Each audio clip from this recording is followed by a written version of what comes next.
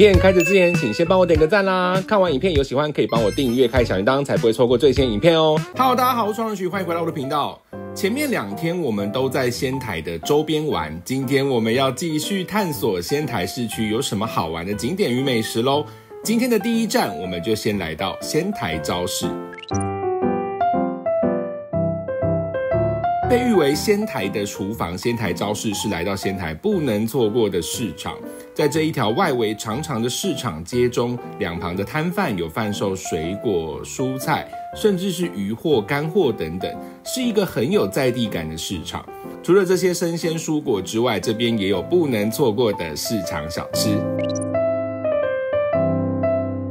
這家花麗團子本鋪是販售飯糰、花見團子的專賣店。最熱賣的商品有毛豆團子、味噌飯糰、山菜豆皮，都是使用工程產的國產大米製成的。我們這一次就買了非常人氣的山菜豆皮來吃吃看。豆皮壽司，然後裡面是山菜的飯。豆皮的甜味就是你想象到的味道。豆皮的甜度有一点偏高，我自己觉得有一点偏甜。老實說，我覺得飯是有點失望的，因為我會覺得可能太沒有味道了。它看起來很有味道，但是其實吃起來我覺得是偏沒味道。是吃起來是蠻香的，但是我會覺得還好，就是可以吃吃看。但是我覺得沒有吃到也不會覺得很可惜的。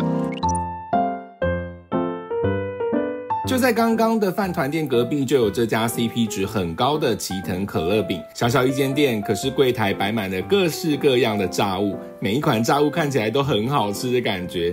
那一次去只有看到日文的菜單，這邊我也幫大家把全品項都翻譯出來，大家可以先截圖，去現場的時候可以點餐比對用哦。首先人氣第1名的馬鈴薯可樂餅肯定要點，另外我們還點了菲力豬排以及高麗菜炸絞肉餅，立馬來吃吃看。首先這是90日元的奶油可樂餅，是他們的最招牌，幾乎每個人都會點一個，立馬來吃吃看。是馬鈴薯吧？我覺得它的外皮就是會卡茲卡茲的，它中間的馬鈴薯很甜耶，它是有調味過的馬鈴薯。對，這個馬鈴薯的餅好好吃哦，口感很綿密，很好吃。這個一定要買，這好好吃。難怪它都是一盒一盒在賣，我看日本人都買1盒的。再來第2個，我們買了一個，這個是菲力豬排，厚度我覺得也有一定的厚度，試試看。它是完全走比較沒有油脂的豬排感，肉感很強，我覺得有點可惜，它其實冷的，不夠熱，它可能已經炸好放在那邊有一點久了。我覺得這個是堪吃，沒有到很驚豔，我覺得還 OK。第3個高麗菜炸肉餅，然後它真的是也是非常非常的厚，然後外皮看起來也是炸得非常的酥脆，我們立馬來試試看，很像媽媽家裡會做出來的那種家常料理的感覺嗎？它雖然已經是絞肉，可是因為我覺得它的外皮跟它的肉結合得很好。我剛才有吃到有一口是有那個高麗菜的梗，所以會有點脆脆的口感。我是覺得它有多一個清甜的味道，就是讓整個肉餅有一個清甜的感覺。這個很好吃，所以我會建議。就是可樂餅買一個，高麗菜肉餅也買一個。我覺得如果胃的空間夠的話，其實多買幾樣來吃，我覺得大家一起 share 會很滿足。仙台朝市除了剛剛外圍那一條街道之外，旁邊還有一區室內區域。這邊主要是販售魚貨類居多，各式各樣的海鮮、生魚，種類可以說是琳琅滿目，走進來就會有種來到魚市場的感覺。在這邊有一間很有名氣的蛤蟆星食堂，它其實是賓生渡邊商店一起合作的食堂。首先來到賓生攤位這邊點餐，他們家提供來自3路沿岸的新鮮魚貨與自家製的海產，可以在這邊品嘗到現點現做的海鮮凍與生魚片定食。點好之後，店員會帶你到食堂那邊入座，等待用餐。首先，我們點了一份人氣很高的朝市凍，還有1人份的刺身定食，立馬開吃。朝市凍，不得不說，他們的鮪魚很甜，我覺得有一點偏薄，就吃起來會覺得有點沒有肉感的感覺，很容易在嘴巴就化開了。一坨的鮪魚泥，這好好吃哦。這個也是一樣會在你的嘴巴就化開的那一種，它多的那個甜味是讓這個魚肉感覺更不一樣。這個色澤非常漂亮的，很嫩，很嫩。這個吃起來的油脂感比較重一點。我覺得就是如果你本身就是很喜歡吃這種生魚片凍飯的，我覺得朝市凍應該就蠻能夠滿足你。再來是它有一份這種就是生魚片的組合，有鮪魚、鮭魚，然後還有應該是旗魚吧，然後花枝。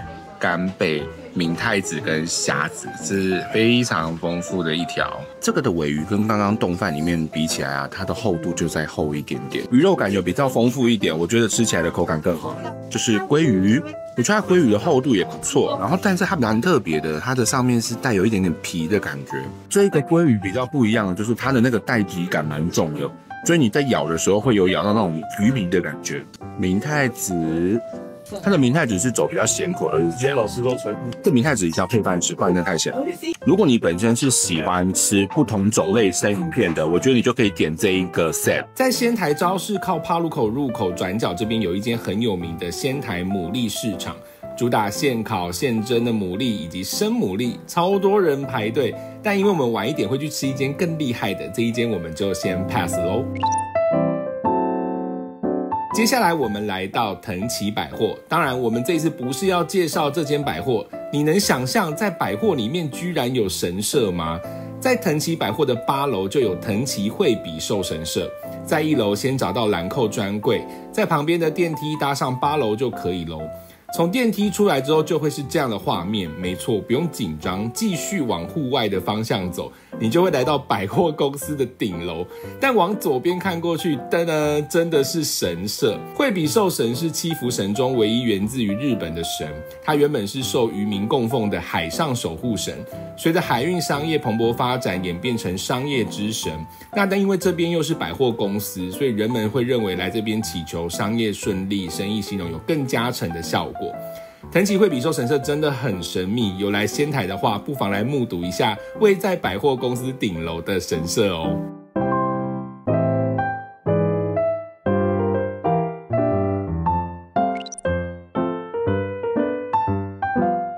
如果你剛好在準備考試、考證照，又來到仙台玩，這間柳岡天滿宮你一定要來參拜一下。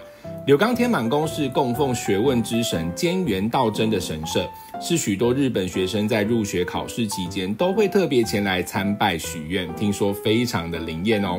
另外，由於菅原道真生肖屬牛，它有許多的傳說都跟牛有關。神社前面有一頭撫摸牛，據說撫摸牛角跟牛頭可以增長智慧，保持頭腦清醒。另外，如果想要祈求考試順利的話，也可以在這邊買一個合格會碼。如果是想要祈願願望達成，可以買這個和服的會碼。用心的把願望寫下，掛在這裡，相信願望一定會成真哦。如果剛好最近正在準備考試的朋友，一定要來柳岡天滿宮參拜一下，祈求考運滿分哦。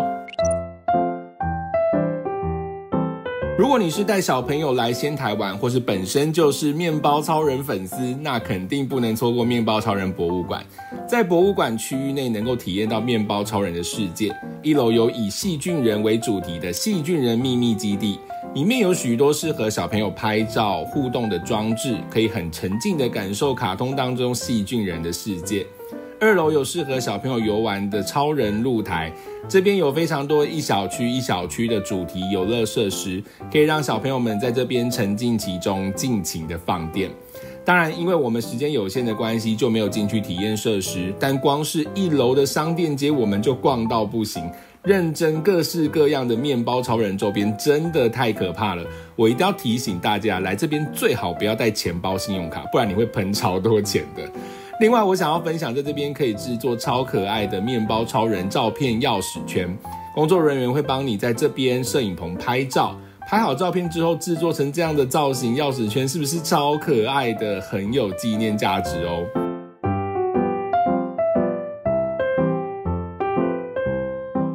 在這裡當然少不了果醬爺爺的麵包店啦，這邊有不少種類的麵包，最可愛的是每一種麵包都是以麵包超人卡通中的角色制作的造型，每款造型口味都有不同。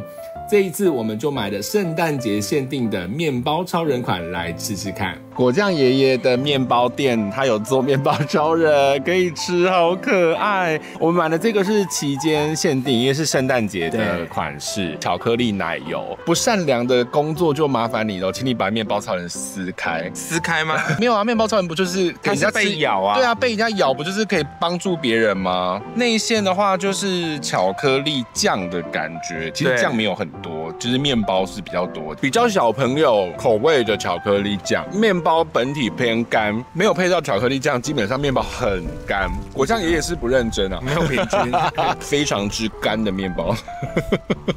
我覺得就是可愛啦，就是如果你真的是麵包超人迷的話，再買來吃，不然其實我覺得這麵包吃起來是普通的，但就是造型真的很可愛。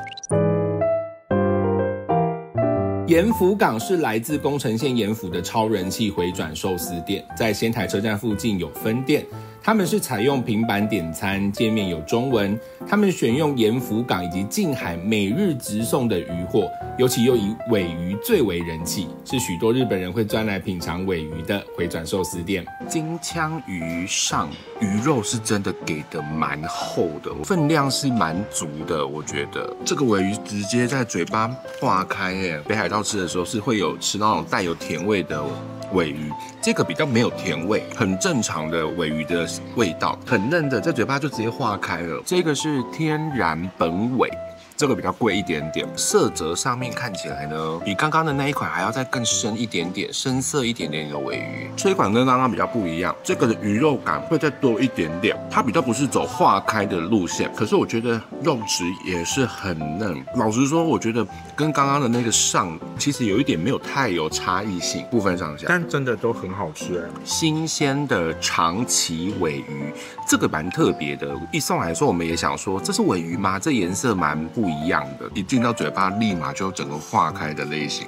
這個我覺得比較有點那種油脂感一點，這個的口感比較像是泥，就是會做成那個鮪魚泥的那種口感，对，会就是有點鬆鬆的，沒有什麼魚肉感的那一種，也很好吃。目前我們吃到的3款鮪魚，我覺得都很好吃。唯一一個鮭魚，然後鮭魚的顏色我覺得算蠻橘的哦，就是一個吃到你會覺得很幸福的鮭魚，因為它鮭魚的量給的真的算蠻足的，吃起來就是好吃，而且又很新鮮。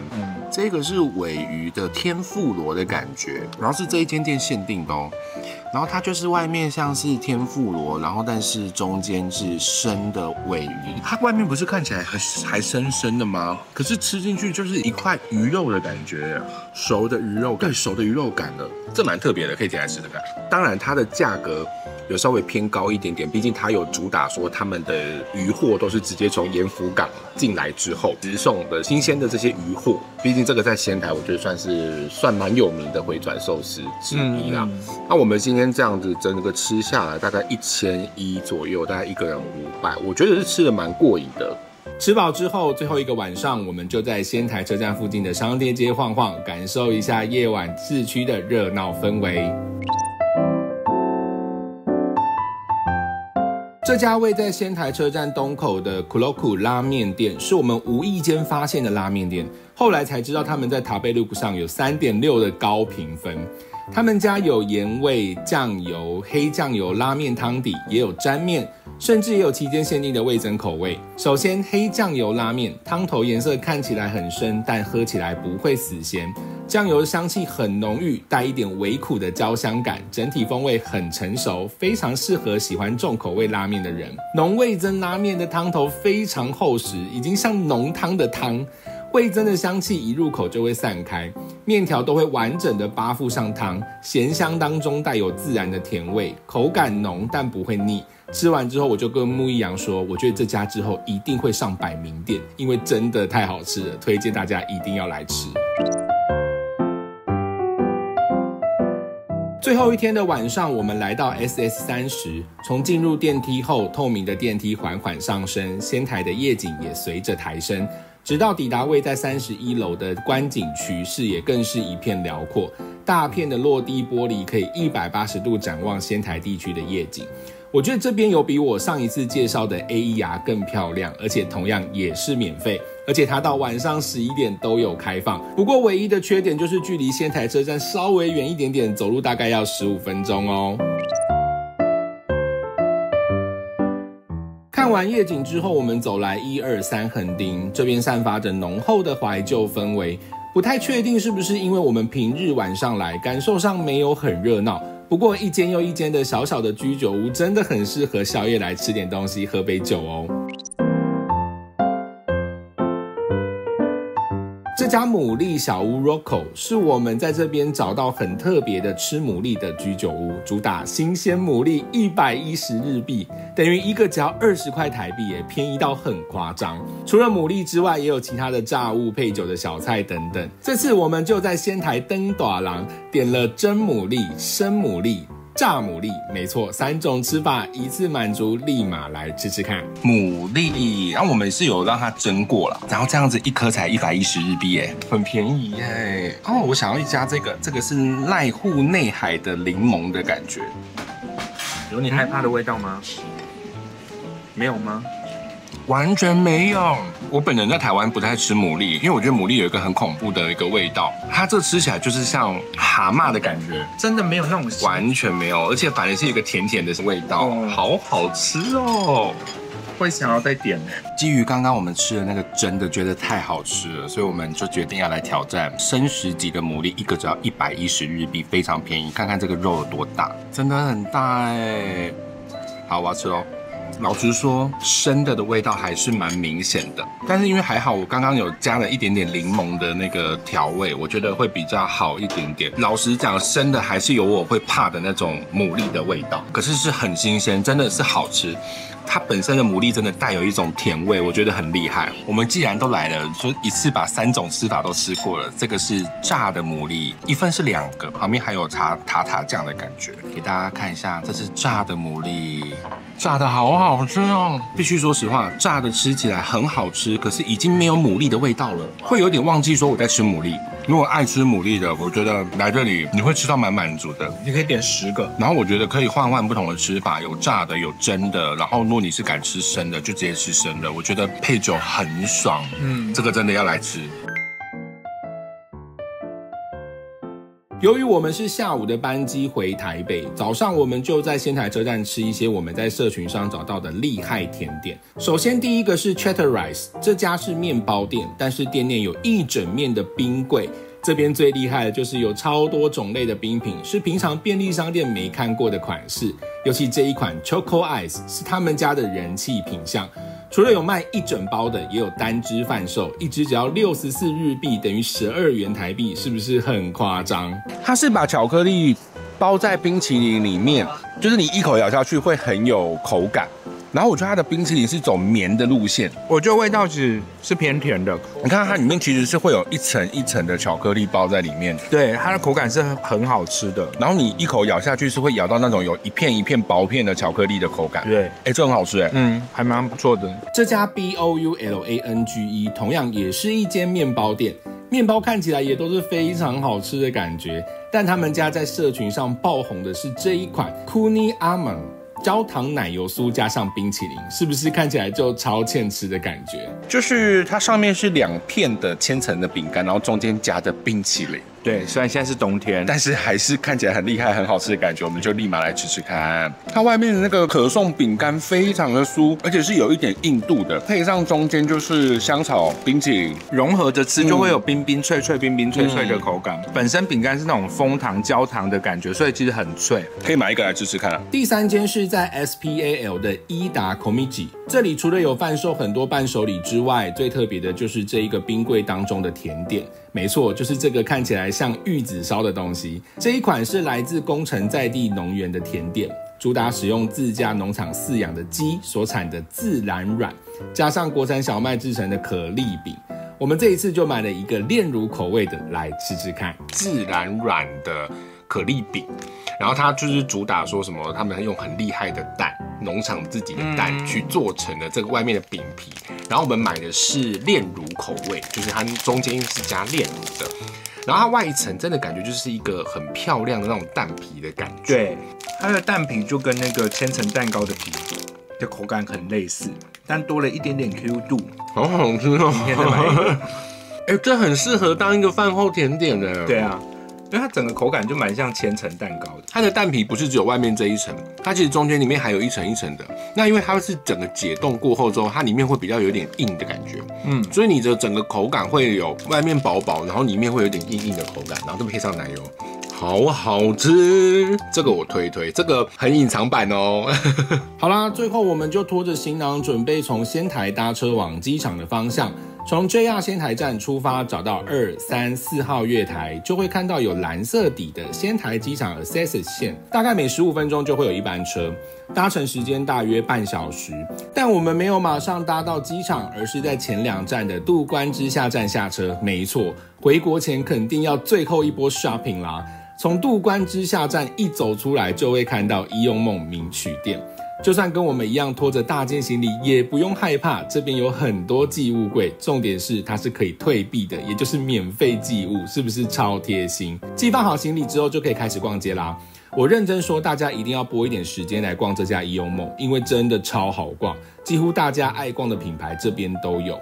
像是想要買便宜的服飾，Aeon Style 也是超大一間，男女服飾種類超多，超平價的機能服飾 Workman Color， 不可能不逛的 Uniqlo、GU 直接是連在一起逛好逛滿，還有比较日系品牌的 Nico N、Studio Clips、Coin， 還有少不了的日系雜貨，我們超愛逛的無印良品也是超大一間，還有 Standard Products、Loft、Can Do、3Coin Plus 等等。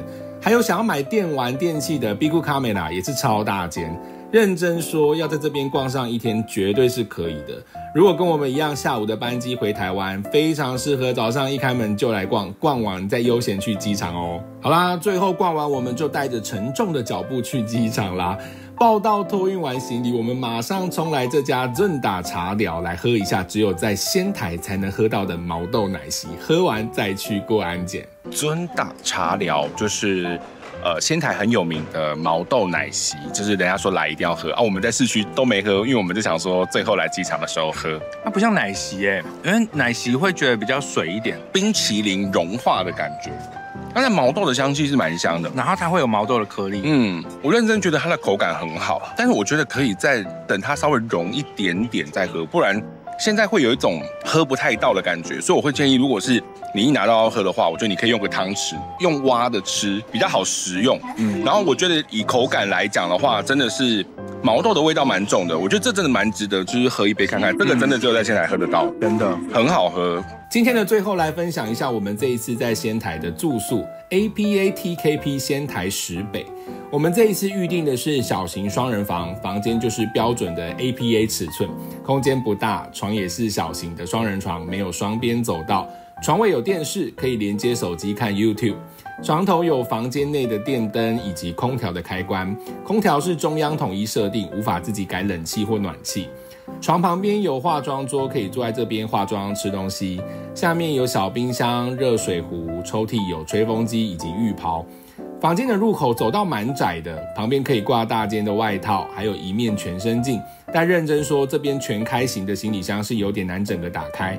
我們這一種上開式的就不會有影響咯。廁所的話，就是一個簡單的乾濕分離區，小小的浴缸，晚上可以勉強泡個澡，乾淨程度也是很 OK。相關的備品也是有提供。